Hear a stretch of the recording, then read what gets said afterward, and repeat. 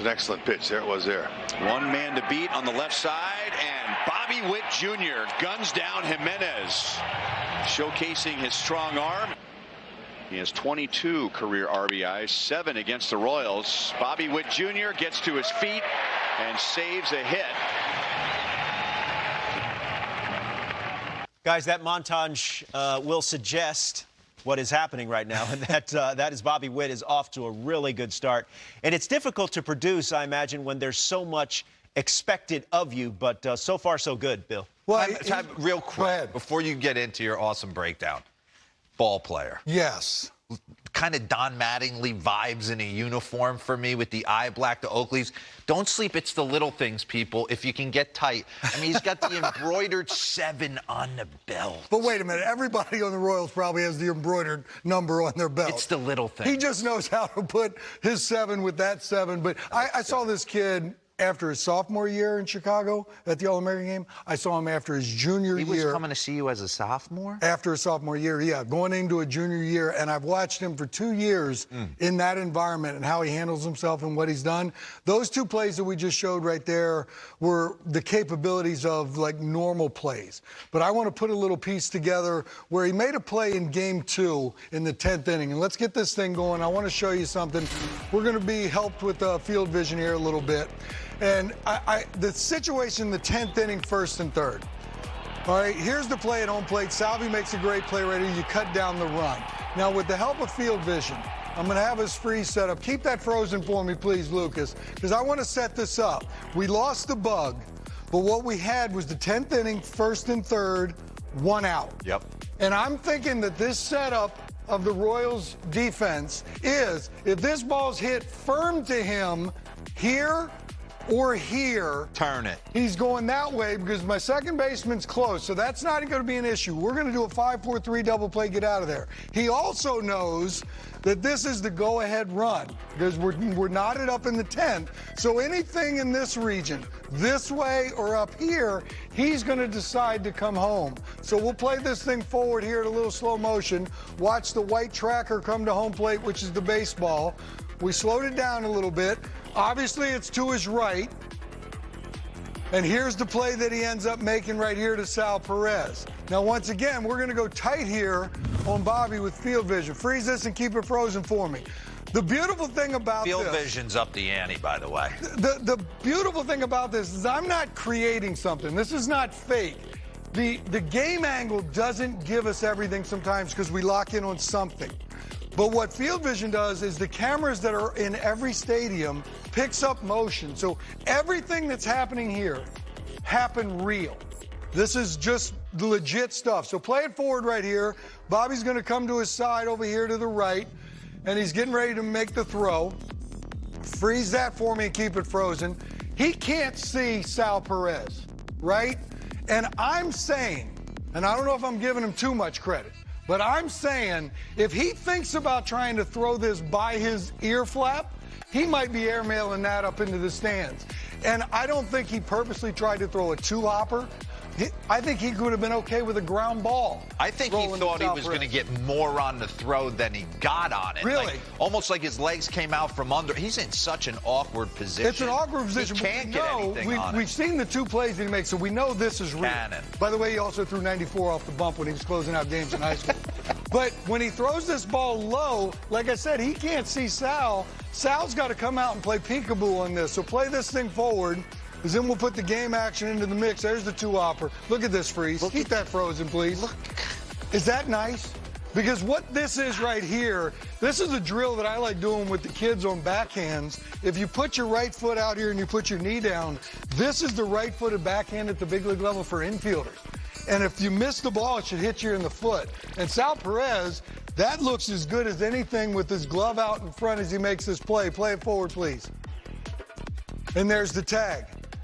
Keep this frozen for me. Remember when I said you can't see him? Look at Sal coming out of peekaboo land. Now, this is one more reason why I don't like one-knee catchers either. And he gets down on his knee with a man on third.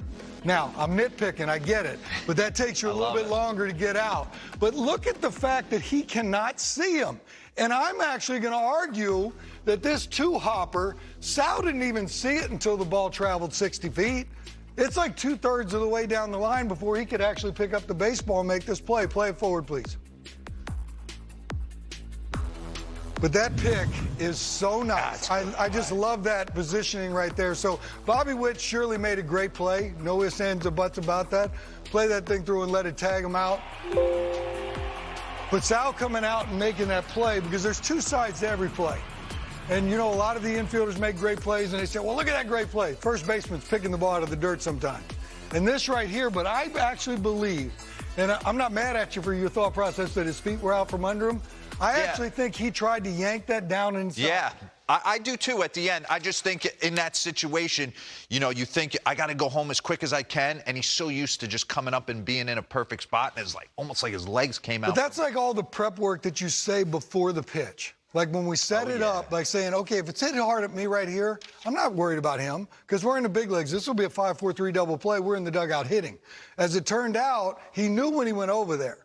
And I really believe if he tried to airmail that all the way to Sal, he's throwing that into the backstop netting. And then people are running around the bases like a merry-go-round. And you know, playing in Kaufman, the way that place is built, there is not too many homers. I know the ante's up since the guys are swinging for more homers, but they got 3 shortstops playing up the chute. They got Mondesi as a shortstop. He's a shortstop. They got Mr. Lopez at second. He's a shortstop. So Dayton Moore and Mike Matheny are like, we're going to kill you with defense. And that was certainly one of them. He can play it. All right, I want to get into something with you because you said, you know, you came up with the Baltimore Orioles playing next to your brother. Okay, you think about Baltimore Chopped, right? And the food show. All right, what I think about, right, the Baltimore Chopped, I think Baltimore is chapped. I got a bone to pick with the Baltimore Orioles for what they did to left field. There was nothing better as a visiting player than coming in to Camden Yards and taking batting practice, knowing you could completely mishit a ball to left field, and there was a chance it was a 3-run bomb, okay? And if you crushed one, it even looked further. So I'm going to take you through some of these balls. Brandon Lau, that's probably a foul ball. They have since moved this back. We're not talking like, hey, a quick 10 feet. And if you still get it, no big deal. Look at Mike Ford right there with the mustache into the first row. That's a can of corn. Gary Sanchez, Gleyber Torres, these are all cans of corn. They moved it back 26.5 feet and raised the wall from 7.4 to 13 feet. So, first, people, the visiting home run hitters are chapped. Now, the guys who can rob home runs, they're the second group that is completely chapped.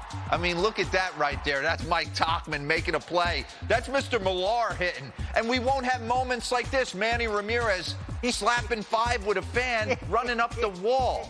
Now, the one guy, and Trey Mancini, you have my permission to walk into Mr. Elias's office and say, I've battled back from the most scary off the field disease you can battle back from, okay? And handled it with such class. I played on a team that's lost a ton of games over the last couple years and have handled it with such class. And how do you repay me? By sticking the wall 30 feet farther back and almost rendering my skill set obsolete. I can't go oppo and I can't go to left field. So Trey Mancini, he deserves justice. All right, let me give you a thought right here because they won 2-0. They won 2-0 in their home opener. And a guy who hit 30 for him hits a line drive base hit, drives in 2. That's your 2-0. So it's a pitching and defense ballpark right now. I am going to miss some of those robbed home runs because the fence being 7.5 feet tall, I think is the ideal height for every fence in baseball. So you can see that because that's a lot of fun right there. But it's going to be a little bit different. That's a bomb. But let me tell you something, though. You know how when a player moves from one team to another and we do the field overlays, say, oh, he's going to hit 60 homers. Yeah. It doesn't play out that way.